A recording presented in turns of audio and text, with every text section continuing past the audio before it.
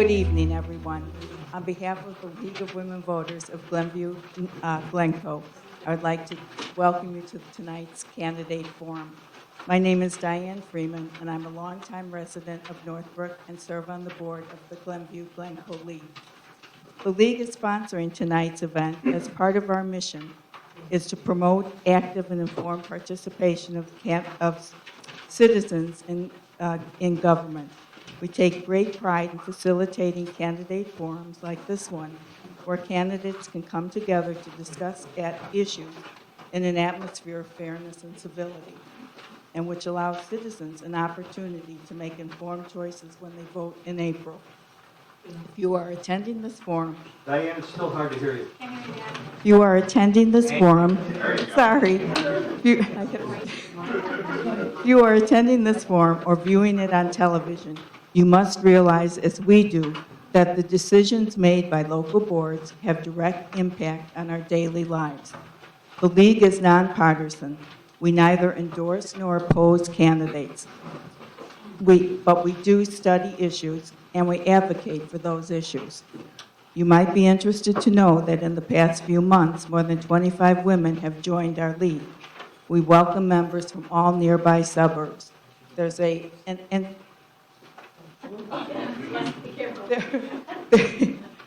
information table out in the hallway with League information if anyone is interested.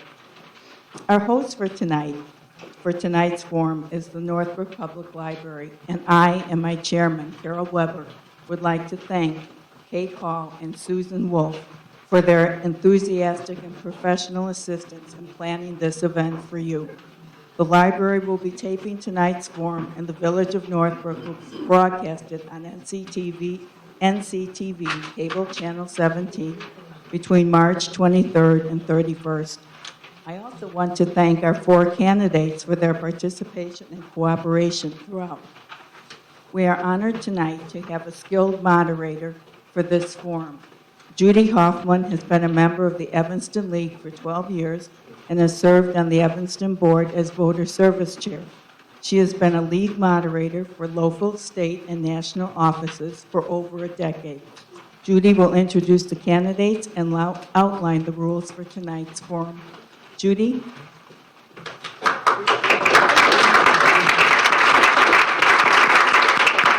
Thank you. Just get settled here a moment.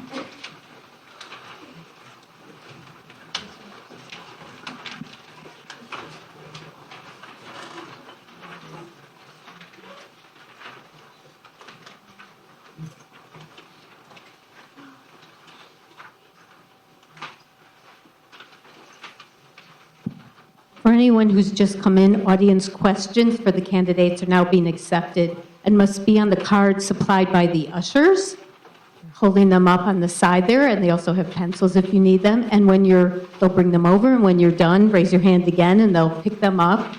The questions are submitted by the audience, will be reviewed by the League members up in the back to eliminate duplicates and to combine similar questions to make effective use of our time here tonight. And then I will be reading the questions here to the candidates. Before the start, the candidates pulled lots to determine the order of speaking, starting with the opening statements, and the candidates will rotate on the first response to the questions. So for the Village of Northbrook Board of Trustees, there are 4 candidates running for 3 open seats for a term of 4 years. And as they pulled the lots and are seated here, we have Muriel Collison, Jason Hahn, Catherine Ciesla, and Scott Bush. Timekeepers and time cards will give candidates notice of their remaining time for each statement and the questions. And if a candidate is still speaking when the stop card is raised, they may complete a sentence as long as it doesn't run on with lots of multiple commas or anything. It sometimes seems awkward, both to the audience and to the candidates, but you'll get used to it. The forum will open with the opening statements. The candidates will have up to 2 minutes for their opening statements. Afterwards, we'll begin the submitted questions. Candidates will have up to 1.5 minutes to answer these questions. And then when we have no more time, candidates will be asked to make closing statements, again, up to 2 minutes in duration, and that'll be in reverse order of the opening statements. And candidates, I'll be happy to repeat any question for you. It's common when you have more than 2 candidates, by the time you're going down the line, you can sometimes lose track of what the original question was. So don't be shy. I don't imagine you are. Candidates should restrict themselves to answering the questions that we've posed for each round. And if you want to return to continue to address a question, you can do so in your closing statement. I guess now would probably be a good time to tell everyone to turn off their phones or the other devices. Very important. So take a moment here. And also to keep focus on the issues as we're going through, we ask the audience to refrain from audible comments or applause. And you'll get to do that at the end of the forum.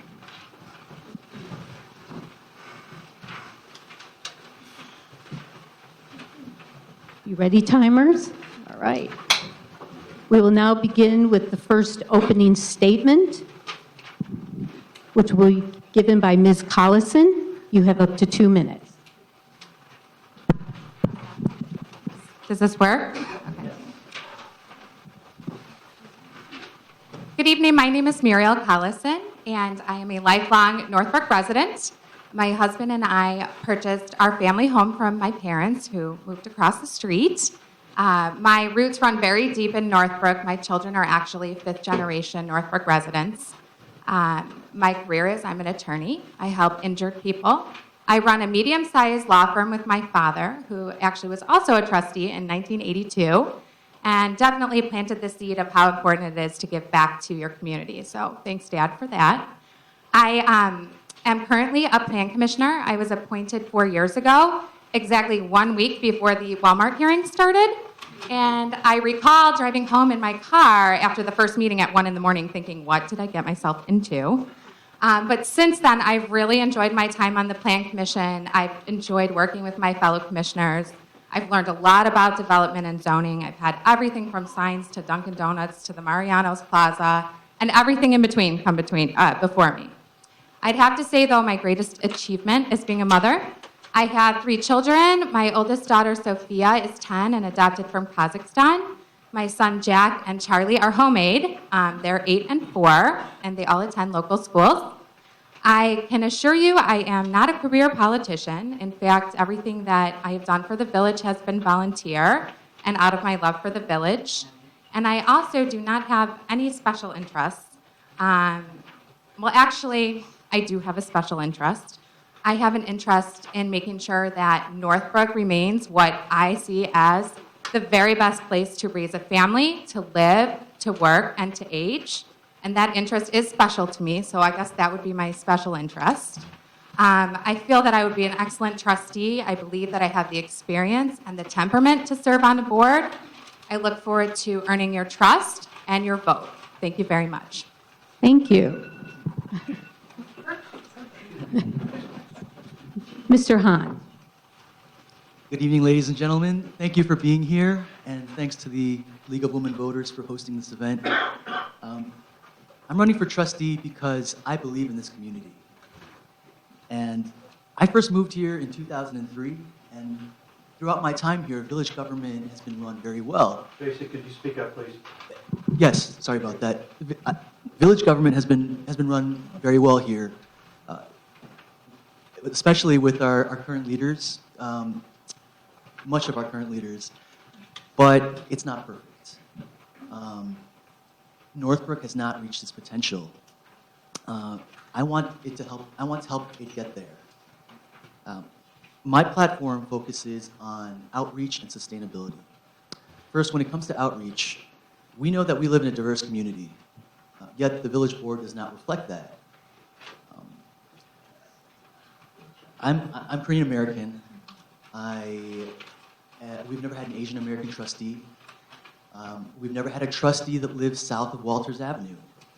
I live at the intersection of Waukegan and Willow. I'm also 36. There are a lot of people in Northbrook who look like me, who live in school districts 30 and 31, and who are of my generation. And I know that they would be just as invested as many of you are in this community, just as engaged if they could see someone up on the village board who looks much like them.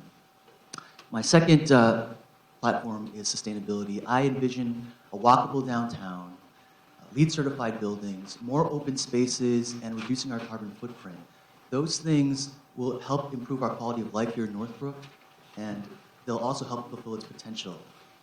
So I want Northbrook to become a leader, not just in the state of Illinois, but also nationally, as a place that is civil. Thank you. Thank you. Next, Ms. Ciesla. Yes, thank you very much. I'm Catherine Ciesla. I'm 45. I live on the east side of town, and I am currently the only female trustee. I'm the only trustee that has school-age children.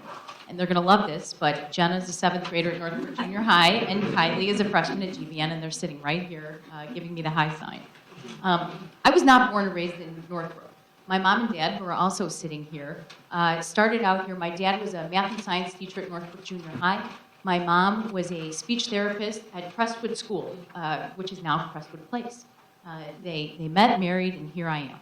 I heard Northbrook, Northbrook, Northbrook growing up. My mom and dad couldn't afford to live here at the time.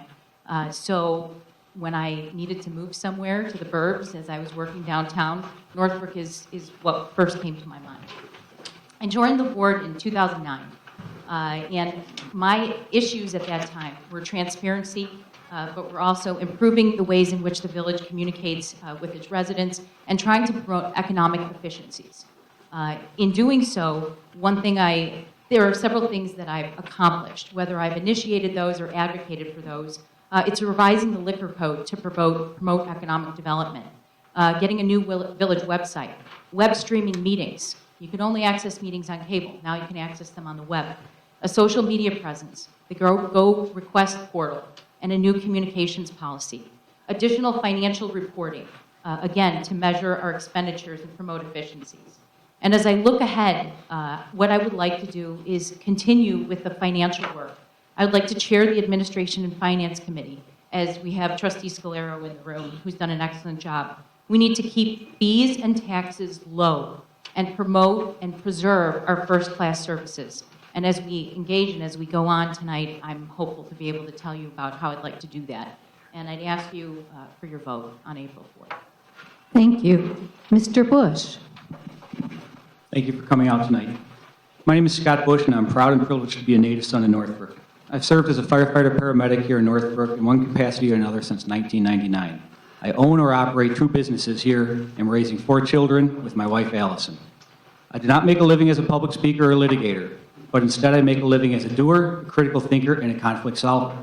My firefighter paramedic background has taught me how to quickly assess a situation and mitigate a positive outcome for all affected parties. With this ability to think on my feet, I can bring a new and different perspective to the way village dealings are viewed. Meeting and speaking to many different residents throughout this election process has taught me that not everyone feels like they are being listened to. I started my campaign to give a voice to those residents that truly do not feel they or their neighborhoods are being heard.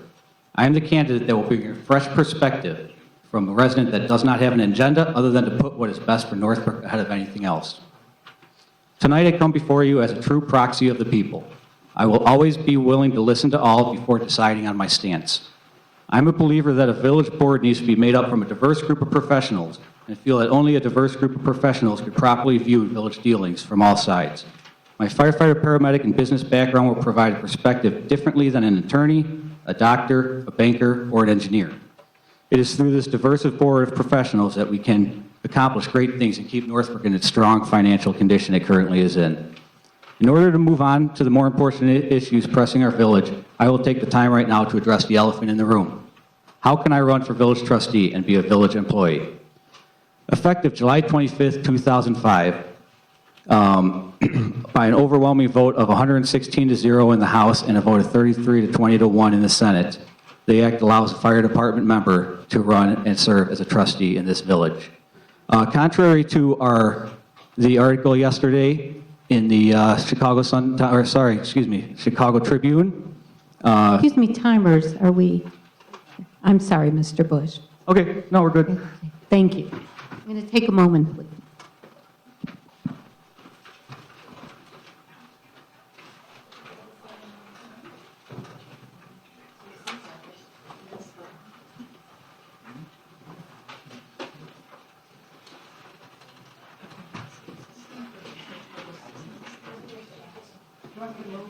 No, we're gonna, I think we'll be okay if we switch these seats. I can turn the way I'm moving my chair. No, you're okay. We're gonna switch these seats. And I'd ask that the person with the paddles be at the, sorry, thank you. I think it'll just be easier to see. And then you can just raise it up, and I can see fine. I'll let you get settled again.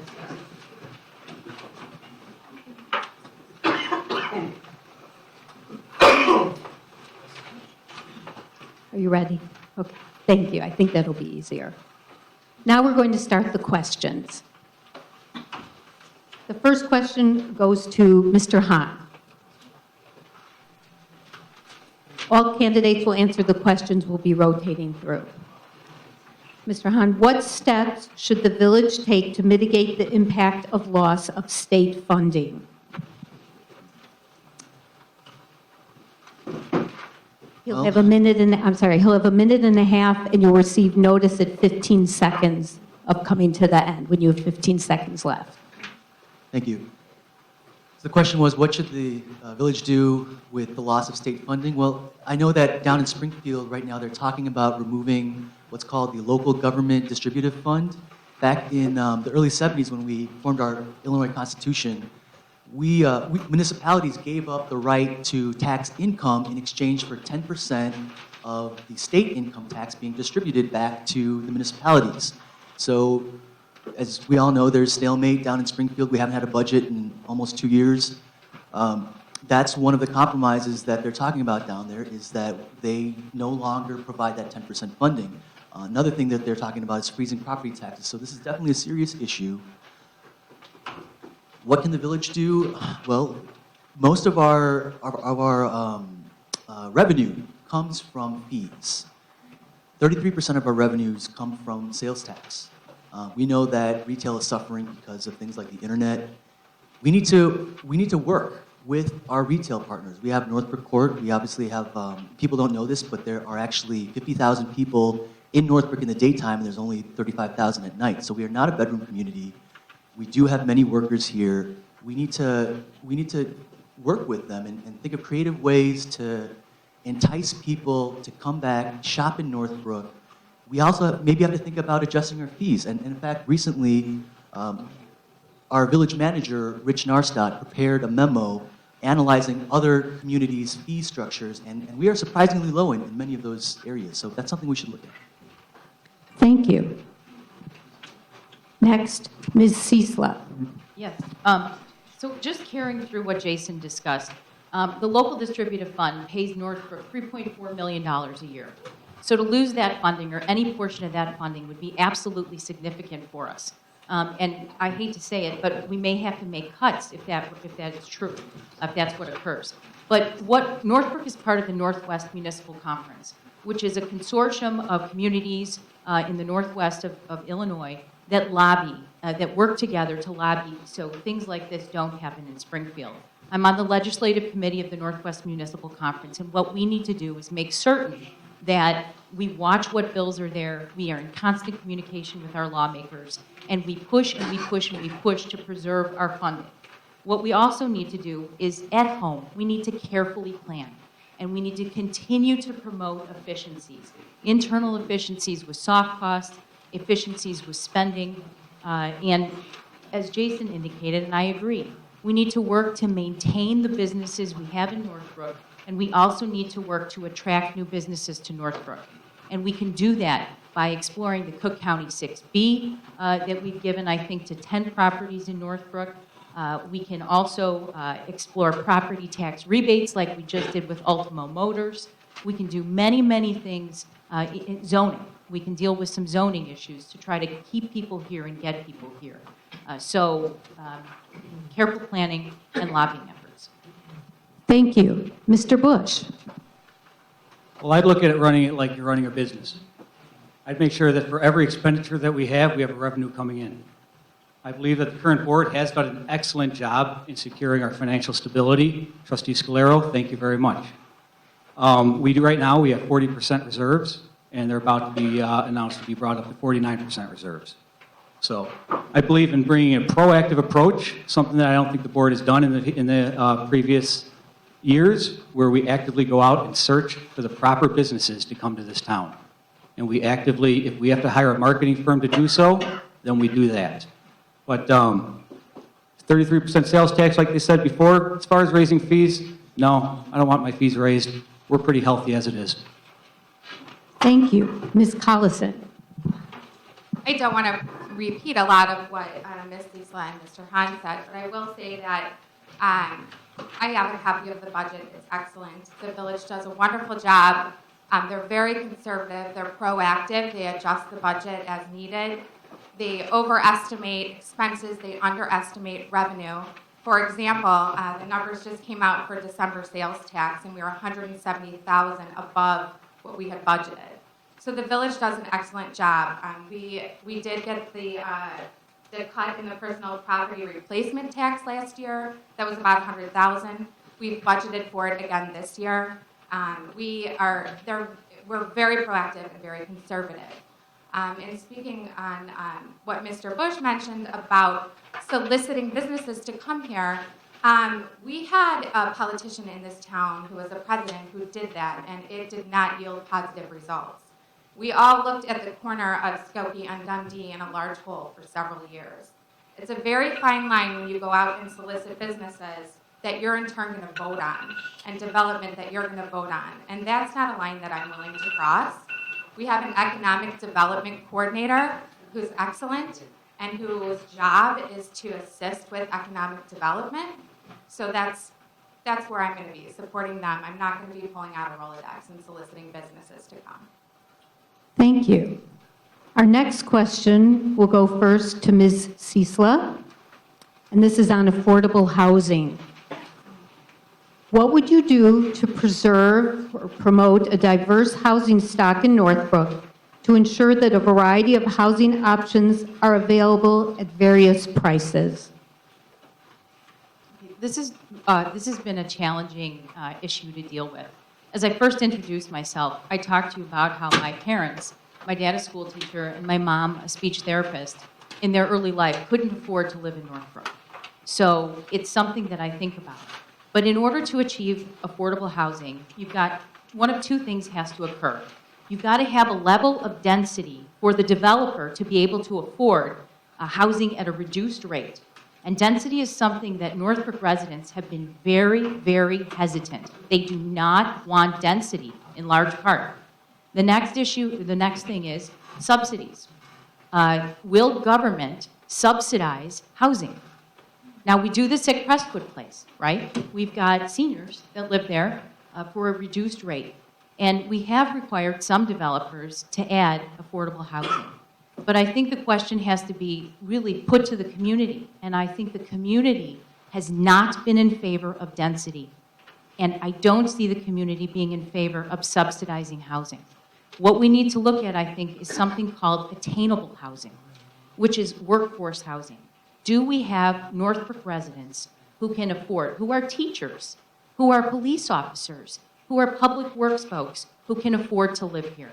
And I think with the facility, we evaluated the facility at 1000 Skokie Boulevard for this, and we were assured, based upon the numbers, that those folks could live in that facility. Thank you. Mr. Bush? So affordable housing. Some people wonder what exactly it is. It's used to describe housing, rental or ownership, occupied, that is affordable no matter what one's income is. 30% of one's income is what it addresses. Affordable housing here in Northbrook, we currently only have 644 units in this town that address affordable housing. There's a state mandate back in 2004 that adopted from the Illinois Housing Department Authority that non-exempt villages need to prepare affordable housing plans. Originally, Northbrook decided not to prepare one because of home rule, but then they decided in 2005 to address the issue, and I'm glad that they did. What we need to do is we need to get that number from 644 up to what currently would probably be around, I'm guessing about 1,400 in order to be 10% of the current households in this town. And I'm thinking maybe some of this can be addressed through Green Acres and maybe another Crestwood senior housing complex in there that is greatly underutilized, or shall I not say underutilized? We don't have enough bedrooms, shall I say. Pardon my correction there. So I think it's something that we need to continue to strive for, to find some sort of affordable housing aspect. But, you know, there's aspects that can be through the village's plan that can change that with light and permit loads and zoning variations and so on when you look on the village's website regarding it. Thank you. Thank you. Ms. Collison. Affordable housing is something that comes before us often on the Plan Commission, and there's not a lot of direction from the board, I'll be honest, on what exactly we're supposed to be implementing from affordable housing. So going from what Ms. Isla said, I would like to know what the community thinks. I would like, if I'm a trustee, to give direction to the Plan Commission and to really look into it. Affordable housing in Cook County is actually based on a formula that uses the entire county's income to determine what's affordable. And that just doesn't work in Northbrook with the property values. We need obtainable housing in Northbrook so that our police, our firemen, people who work in Northbrook can live here, and I believe they can. I would like to look into perhaps more affordable housing for seniors. I think that the impact that seniors would have, obviously none on our school. I think it would be less traffic. I think seniors who are on fixed income, I would really like to look into additional affordable housing for them. And I'm in support of it, and I'm really in support of coming up with a plan so the plan commissioners have something to go off of, and the trustees as well. Thank you. Mr. Hahn.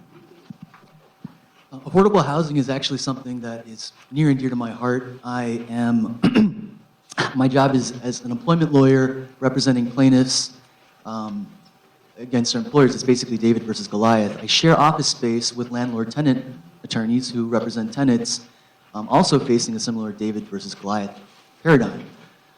I've been meeting with Open Communities. It's a nonprofit organization based in Winnetka that focuses on affordable housing, and we've talked about the differences between attainable housing, affordable housing.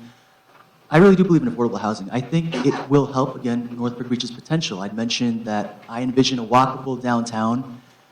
A walkable downtown means a downtown that, just like our ancestors lived before the invention of the automobile, they lived in communities where they had to actively engage with each other every single day. That's how you form community. I think maybe we're a little bit too isolated, and I think, as many mentioned here, we can incorporate senior citizens into it, and I think that would be one way to solve many of our senior citizens, empty nesters, needing to downsize, and maybe they can't find, with their fixed income, a place to live. So if we can provide affordable housing for them downtown, access to public transportation, then we can bring in the type of business, with that type of density, we can bring in the type of business that can be supported. Thank you. The next question will go first to Mr. Bush. The development of downtown Northbrook seems to be ongoing. What would you do to revitalize and stabilize our downtown? Good question. I'm in favor of a form-based code along Shermer Avenue.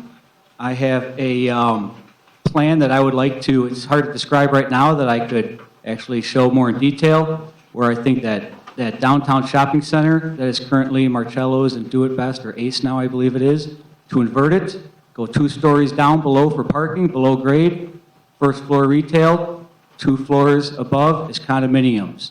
No height larger than the current complex that now houses Drumsticks. By doing that, and you reverse the parking, you tear down the current complex and reverse the parking there. And in doing so, we're going to make the downtown incorporate more so down Meadow Road, and we're not going to be pushing our downtown closer to Waukegan Road like this project that might be going through on Shermer. I'd like to see downtown incorporate limitations on first floor office and versus first floor retail. Okay, and I'm pretty good on that. Thank you. Thank you. Ms. Collison. I get asked all the time about downtown, and I live within walking distance to downtown. It's one of my favorite things to talk about. I actually like our downtown. I like the Village Green. I like many aspects of our downtown. I'm not looking to have a Highland Park or a Lake Forest. I believe that we need increased density in downtown. That's why I voted for the Jacobs Townhome development. Study after study has shown that increased foot traffic creates a vibrant downtown. Our local businesses need it. They need the support. We need people living, dining, shopping downtown. I'm very excited about the Jacobs development of the townhouses, which are going to go from close to Church heading towards Waukegan. And I voted in favor of that, and so did the board, 7-0. I have met with many of the small business owners that are in downtown, and overwhelmingly their issue is parking. There needs to be, the parking situation needs to be addressed. I want to think outside of the box to figure out how we can get additional parking. The commuter lot is full, and our businesses are suffering. I also believe in a form-based code. I believe if we tell developers what we're looking for, then they'll have a better idea and be more inclined to come to us. I really have a problem when I appreciate Mr. Bush's sentiment. However, we have to deal with property owners. That strip mall is owned by someone, and we have to deal with what we have. Thank you. Mr. Hahn. I'm sorry, could you repeat the question again? Sure. The exact one escaped my mind. The development of downtown Northbrook seems to be ongoing. What would you do to revitalize and stabilize our downtown? I think this is a perfect segue from the previous question. We've all heard that saying, if you build it, they will come. That might have been the case decades ago, but that's not the case anymore. We're surrounded by communities like Highland Park, like Glenview and the Glen, that have tons of options. I think we need to have the density first, the type of density that I talked about. Again, I'm a millennial, and people in my generation did not come out of the recession unscathed. Many of us were unemployed, we had to downsize, and we had to do with less. We learned, actually, that we don't need a large house, two-car garage, white picket fence. Many millennials now are thinking, because so many of them live online, they want great dining options. A lot of them don't even want cars. So I think having that downtown with the metro station as it is, since it's already there, that's a great magnet for bringing in millennials, living side by side with our senior citizens, creating communities. We do need to fix the parking. The parking situation, much of the parking is owned by Metra, so we've got to work with the regional transportation, RTS, I can't remember the full acronym. We've got to work with all the stakeholders in downtown, including this property owner who owns the strip mall where the Starbucks is located downtown, who, people don't realize this, but that property is fully paid off. There's no debt. So when the village has approached this gentleman to talk about the things we can do, he said no. Thank you. So I'm glad you repeated the question because I don't necessarily accept the premise of the question. Not everyone thinks our downtown needs more development. Not everyone thinks our downtown needs more density or more traffic. That being said, I do think the downtown needs more parking, and the downtown also needs, I believe, the Jacobs Brothers townhomes that hopefully will go in. If you look around downtown, all of our stores are leased. And if you consider Highland Park or Arlington Heights, which are great downtowns, Northbrook's never going to be that because we don't have density, of course, but we don't have the through streets. If we had a different downtown, let's say at Willow and Waukegan or somewhere large like that, with those through streets, we could have what many people might envision or envy in Highland Park or Arlington Heights. With respect to the Heitman property, that Starbucks, Marcello's property, I do not favor eminent domain. I'll tell you that now. Mr. Heitman has no interest in speaking to us, and I don't favor a taking. And the only way we're going to do anything with that property, unless Mr. Heitman wants to come to the table, is take it. And I don't believe we can do that. So we can talk about a Riverwalk, and it was in Trustee Carrianis's downtown plan, but it's not going to happen without some cooperation or a taking. And I disagree. It's been brought up about the first floor limitations on property owners. I have a hard time telling a landowner who he or she can lease to. Landowners want to lease to people who are established. Thank you. One moment.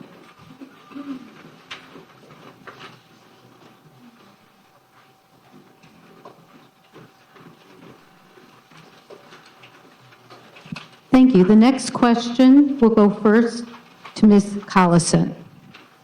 This is on guns. What is your position on gun regulation and control in Northbrook?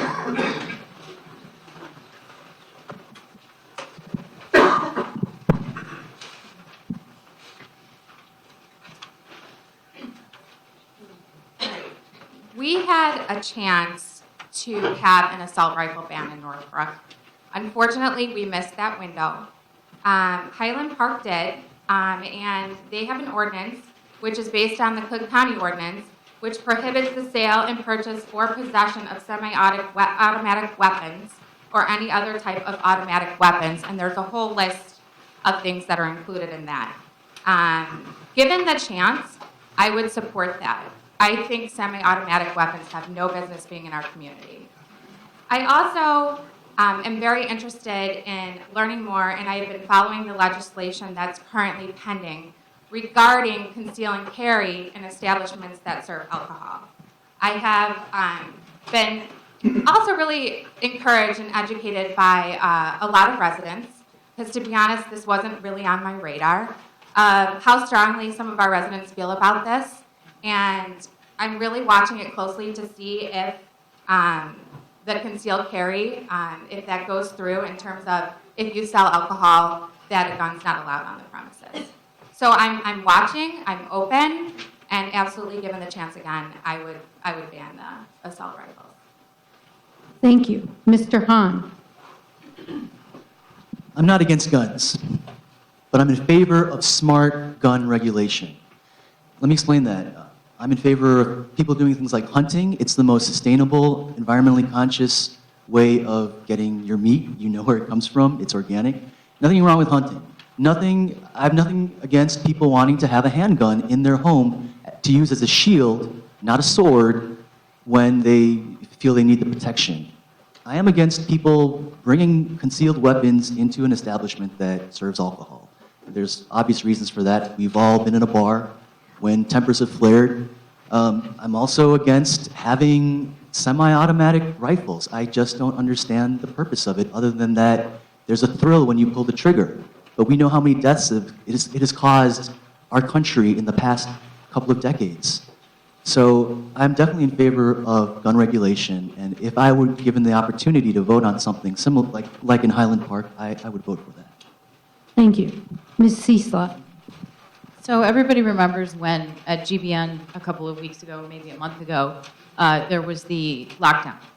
And I get a text from my 14-year-old who says, shooter or bomb? And if that doesn't wake you up, I don't know what will.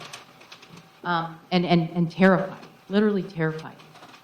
Gun regulations, I believe, need to occur at the state level. But if given the chance, what the state has done is they've taken away our power of home rule. The state will not allow us to make gun regulations. However, what we've talked about at the village level is to lobby our legislators to allow that exception back. And the Highland Park ban has been sustained. The United States Supreme Court declined to take that up on appeal. So we know that that regulation has stood the test of at least the courts. So that would be regulations that I would be in favor of putting forth. With respect to alcohol service, if your business serves alcohol substantially, you cannot bring a gun into that premises. That's state law. But what we can do at the state level, at the Northbrook level, is if you sell alcohol at retail, we can prevent you, as part of a liquor license, we can require you to not allow guns. However, The state currently has a bill pending to close that loophole. Thank you. Mr. Bush? This is an issue that I agree with Trustee Cecil on as far as this is a state level issue. I'm a Second Amendment guy. I believe in the right to bear arms. And I believe we have a law in the books already here in Northbrook. It is against the law in the village of Northbrook to fire a firearm, whether it's a BB gun, whether it's a handgun, whether it's a pellet gun. And I think that's, that's good enough right now. I don't believe we need to be taking firearms out of anybody's hands right now. This is a state federal issue. Thank you. Thank you. The next question will go first to Mr. Hahn. This is about sanctuary. How can we as a village support and protect vulnerable residents, LGBTQ and immigrants in particular? And do you believe Northbrook should be a sanctuary city? I believe Northbrook should be a sanctuary city if that term had any legal effect. Unfortunately, it doesn't. There's no legal definition of sanctuary city. That's why it's such an inflammatory term that many communities have decided to use the term welcoming community. The nuts and bolts of how the federal government and ICE, Immigration and Customs Enforcement, gets involved in deporting detained people suspected of committing crimes is that they contact the Cook County Sheriff. So when someone's arrested by our local police, they're processed, meaning they're charged, a bond amount is usually set so that they come back to court for their day of trial. That's the whole reason why we pay bond, that's that incentive. You lose that money if you don't go to your court. But if they can't pay the bond, then they end up in Cook County Jail, which is at 26 in California down in Chicago. That's where the federal government steps in. And Tom Dart, the Cook County Sheriff, does have a policy where he does not cooperate with ICE officials. Really, Northbrook and all of the municipalities, at least in Cook County, have no real say in it. So it's just something that sanctuary city just doesn't mean anything, unfortunately. Thank you. Ms. Cecil? Jason, you know I love you, but I'm going to disagree a little bit. Northbrook is a sanctuary city. Period, absolutely. We don't have the term, but we absolutely are a sanctuary city. I'm going to tell you why. Northbrook police officers enforce Northbrook laws and they enforce state laws. We do not enforce federal law. That is not our charge. It is not our authority. When someone is arrested, they are processed in our facility at the police station, and within 24 hours, they are transferred to Cook County, regardless of their immigration status. If an individual is violating federal law, if they are not a licensed, if they're not a resident alien, if they don't have a green card, if they're here illegally, Northbrook does not, and will not detain someone. Northbrook will not violate anyone's constitutional rights, period. And with the gun issue, I just want to make sure. Please stay on topic. Please. When do I get to You can continue that in your closing Is statement. that what it is? Because I was misquoted. I Yes, just want to make sure that I'm clear. you can continue on your closing statement. Thank you. Thank you. Further on this. Thank you. Mr. Bush? Can you repeat the question? Yes. How can we as a village support and protect vulnerable residents, LGBTQ and immigrants in particular, and do you believe Northbrook should be a sanctuary city? Sanctuary cities. Well, I believe we'd be breaking federal law if we declared ourselves to be a sanctuary city.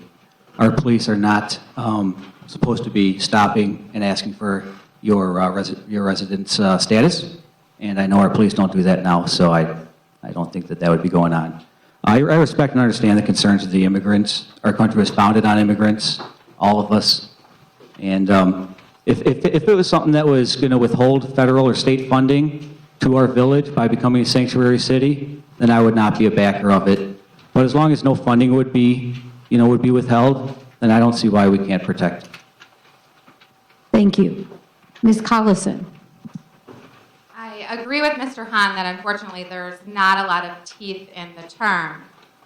Northbrook has no affirmative duty to enforce federal law, and believe me, our officers are busy and using all of their resources enforcing state laws and our local ordinances. Like Ms. Ciesla said, the village police department does not hold individuals who haven't been otherwise charged with a crime for an immigration violation. They don't do that. They'll never do that. I think it's a good start. I also was sort of intrigued and encouraged and open to more discussion by an article that was sent to me today by a resident in regards to what's going on in Skokie. They are doing things a little differently, and I'm open to looking at what other communities are doing, but I think that what we have is a pretty good start. Thank you. The next question, we'll start with Ms. Ciesla.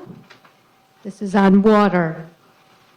What steps should the village take, alone or in partnership, to protect our Lake Michigan drinking water source as federal protection is withdrawn? Well, Northbrook is a fantastic town because we are an inland community that gets its water from Lake Michigan. So I think, again, what we absolutely have to do, just as we talk about the state's distributive fund or a property tax freeze, what we have to do is make certain that we have strong lobbying efforts with the Northwest Municipal Conference, as well as our good relationships with our legislators, which we absolutely have, to make certain that our waters are protected, period. It's essential for us to do. And I think one of the things that we know about Northbrook, and Jason talked about the history, is that we do have that precious water source that we get straight from Lake Michigan. So I think it's an outstanding thing. Thank you. Thank you. Mr. Bush. We are one of the few communities here that are just that, an inland North Shore suburb that actually has lakefront property. We do have our own pumping station, and the village has done a great job maintaining it. As far as the EPA, I guess, or environmental factors that you're saying, I'd have to lean on my legislators that know more about the issue than I do, and hope that they make the right choices on that level. There's definitely smarter people than me out there that are more addressed on that. Thank you. Ms. Collison. I do agree with Ms. Ciesla. We have fantastic water. There is absolutely no filters needed. It's the best water, in my opinion, around, and we're blessed to have it, being that we're an inland community. I definitely agree that we need to have strong lobbying. We need to protect the water, but really it's going to be done a lot through the Northwest Municipal Conference, through lobbying. Sandy Froome, our president, she's down there all the time lobbying for us, and I'm sure that this will be on her agenda. Thank you. Mr. Hahn. Could you repeat the question again? Yes. What steps should the village take, alone or in partnership, to protect our Lake Michigan drinking water source as federal protection is withdrawn? I guess I'm a little confused by the premise, federal protection being withdrawn. I remember reading years ago that, maybe about 10 years ago, that all of the Canadian provinces and the states that basically that contain the Great Lakes formed a pact, and it was celebrated, formed a pact that no other jurisdictions, no other states or Canadian provinces would have access to the Great Lakes water, because there was some crazy talk, which sounds crazy today, but if climate change is real, and I do believe it is, these Great Lakes could become, water will be more precious than gold. There was talk of Vegas creating a pipeline to the Great Lakes because they get their source from the Colorado River, which is running dry. So they formed that pact. That's an agreement. I don't know how enforceable it is. I don't know what kind of teeth or enforcement mechanisms it has. I do know that Lake Michigan water has actually gotten cleaner over the years, thanks in part to invasive species like the zebra mussel. I always tell people from across the globe, really, that the best beach I've ever been on is in Chicago, because it's super clear, it's not got that salty griminess, and the zebra mussels have made it even clearer. In the past, the sun penetrates into depths that it's really not supposed to, creating all kinds of problems, but for humans, it creates really great drinking water. And actually, the Great Lakes have been rising. Well, Lake Michigan, I know, has been rising in recent years. So I'm not sure about the federal protection, but that'd be my answer. Thank you. The next question will go first to Mr. Bush. This regards board structure. On which village board subcommittees would you be most interested and qualified to serve?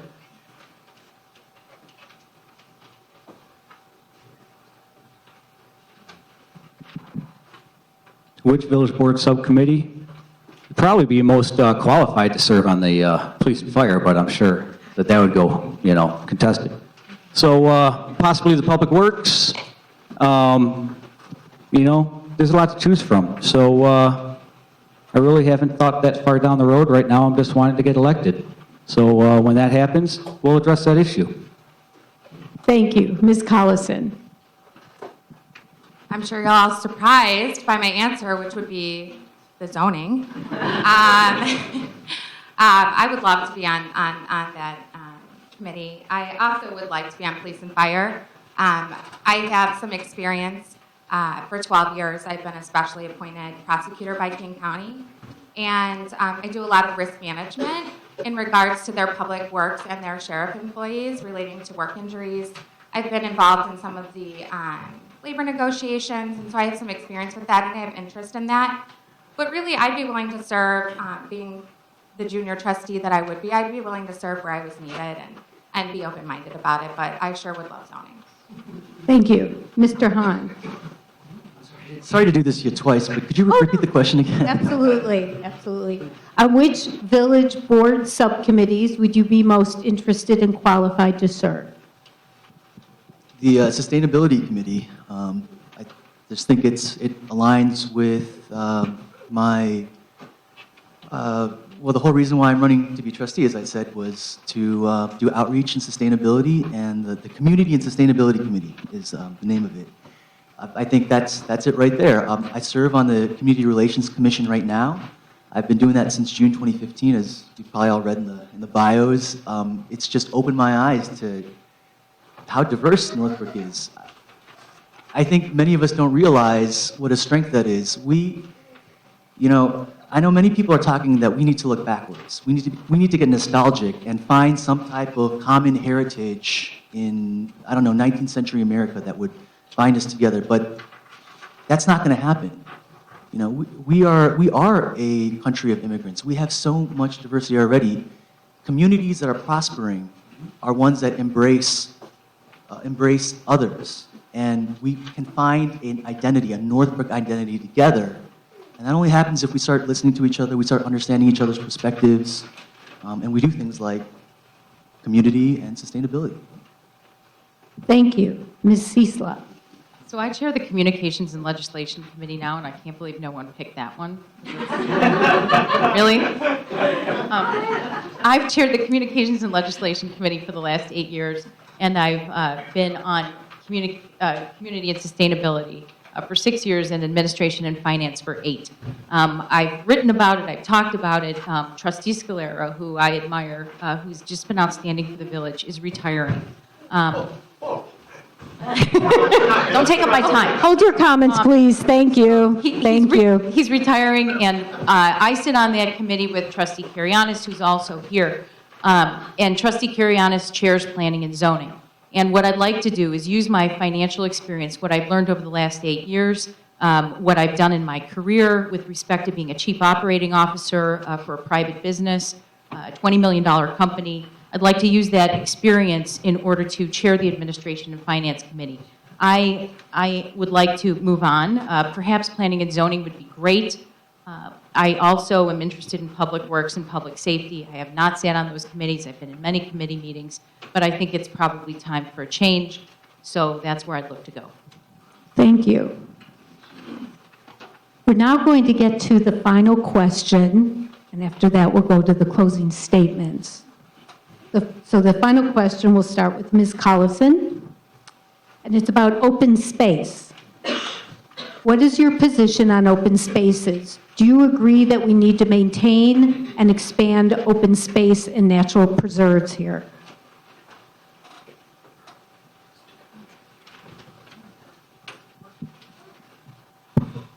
I like the Dixie Chicks, especially their song "Wide Open Spaces." Of course, I love open space, and I would love to maintain and preserve it. We have some wonderful parks. We've got some great forest preserves in our area. We do have a good deal of open space. We have a property that's 125 acres, which is Green Acres, which is something that's going to be coming before us. And I would like to see some of that remain open space. I'm hopeful that perhaps the Park District will take an interest in it. I'd love to maybe see some walking trails. I realize that it is going to be developed in one way or another, but I would like to maintain some of the open space. There's very few areas left in Northbrook that are actually open. So if there is development that incorporates open space, I'm definitely in support of that. I mean, depending on the other parts of the development, but yes, absolutely, I would like to maintain open space. Thank you. Mr. Hahn? Muriel, I'm glad you brought up Green Acres. That's going to be one of the biggest issues on the table going forward. It is almost 130 acres, the largest piece of property to come under the village's purview and amendments to the zoning code, perhaps since the Divine Word Society Technique property 30 years ago. I would love it if the Park District would buy Green Acres and keep it open space, revert a lot of it to natural vegetation, native plants, but we don't own it. And Green Acres is in Chapter 11 bankruptcy. The bankruptcy trustee has a fiduciary duty to maximize the economic value of that asset. That means he has to sell it, he or she, has to sell it to basically the highest bidder, and the highest bidder is probably going to want to develop it. So we have to work with that developer.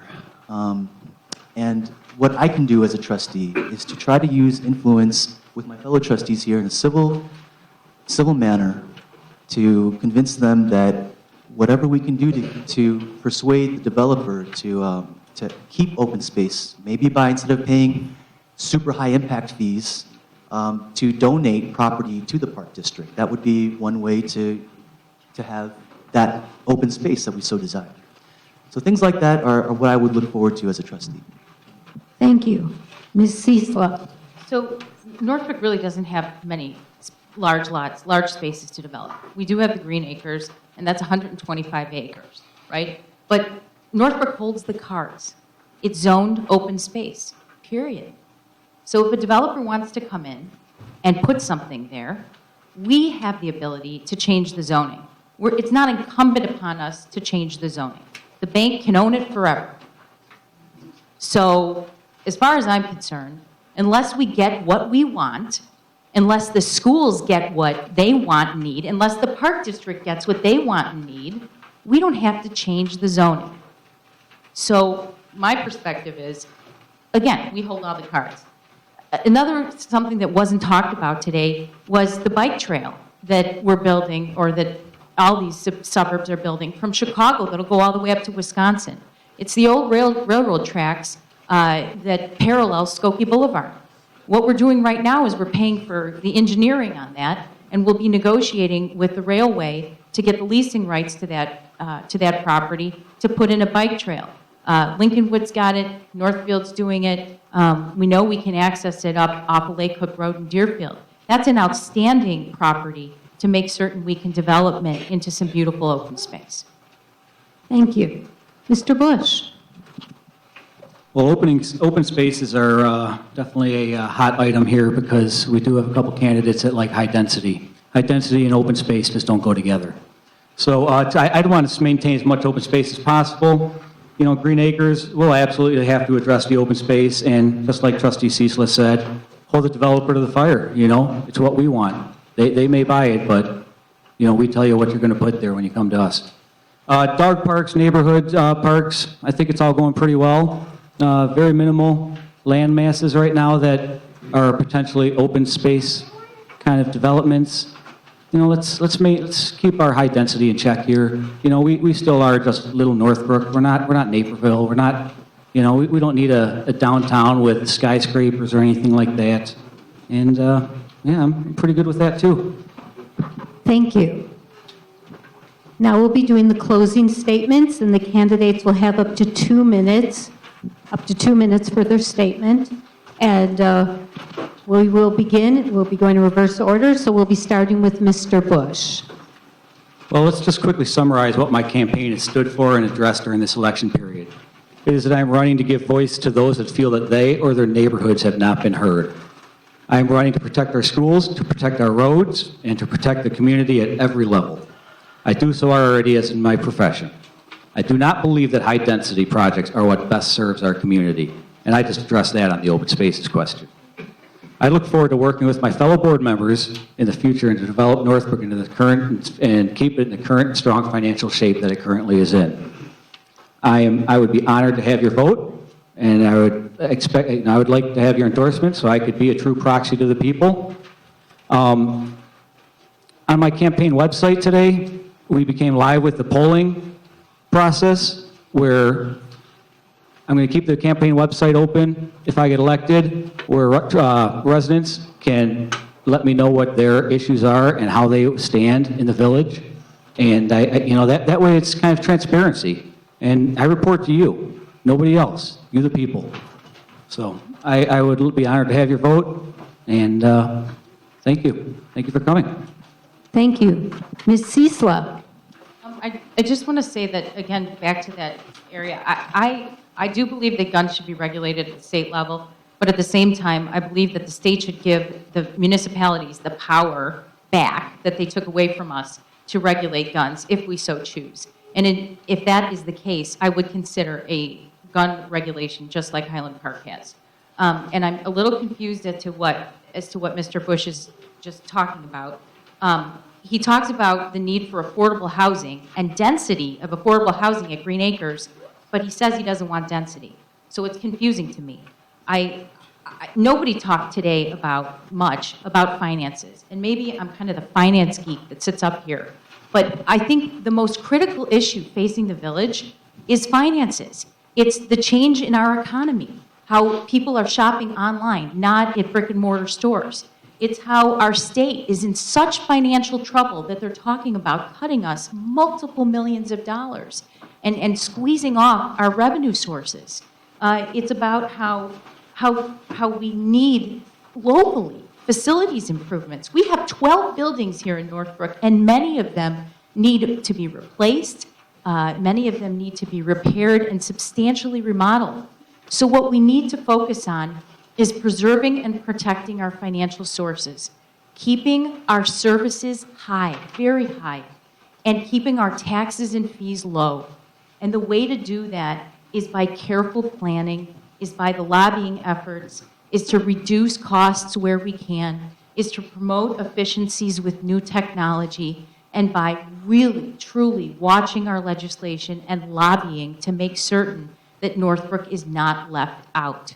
So I ask you for your vote on April 4th, or even now you can early vote at Village Hall, Monday through Saturday, 9 to 5. I think no other candidate sitting here has the financial qualifications that I do. Thank you. Thank you. Mr. Hahn?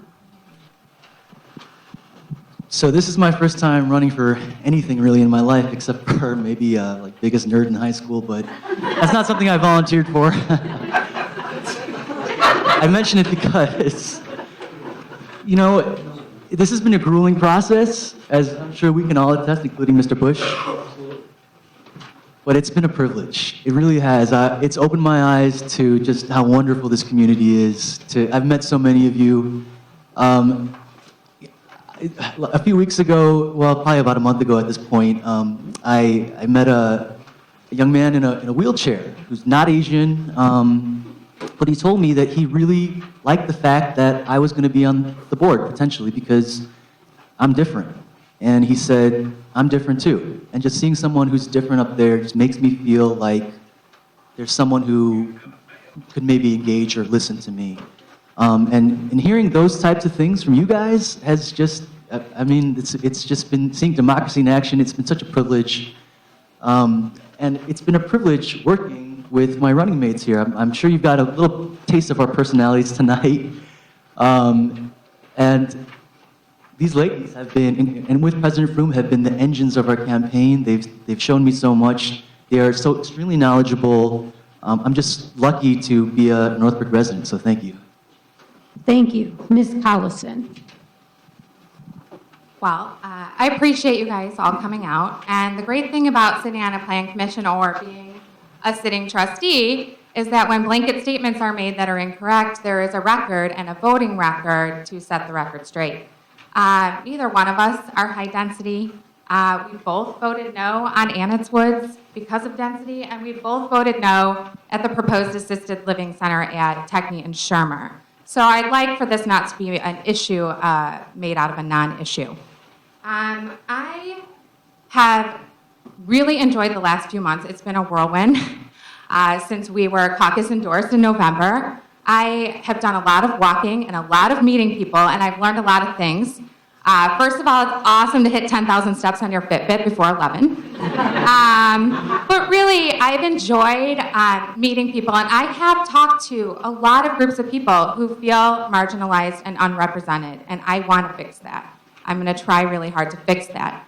I've also been so rejuvenated because we have some of the smartest, most intelligent residents with the best ideas. And like I said, things that weren't even on my radar. And I end up leaving a house and talking to someone for 20 minutes, and I'm like, that's a great idea. And I'm so excited to dig deep and to get our best resource, which is our engaged citizens, involved. One great thing about this last election is people are engaged, and I want to capitalize on that. We have got smart, wonderful residents, and it's been really hard for me to try and find friends in the past year. Well, not to find friends, I have friends, but to serve on commissions. And I'm really excited about the leadership that's going to be coming up.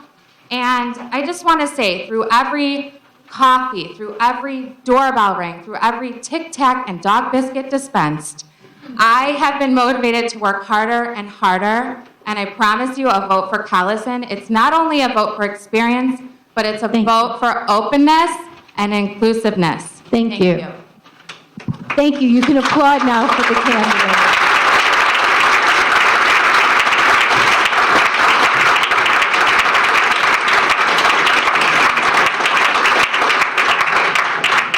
Thank you, audience, for your participation and your excellent questions. And reminder that while you cannot vote often, you can vote early. Early voting has started. You have that through the 3rd and then on the 4th. Thank you.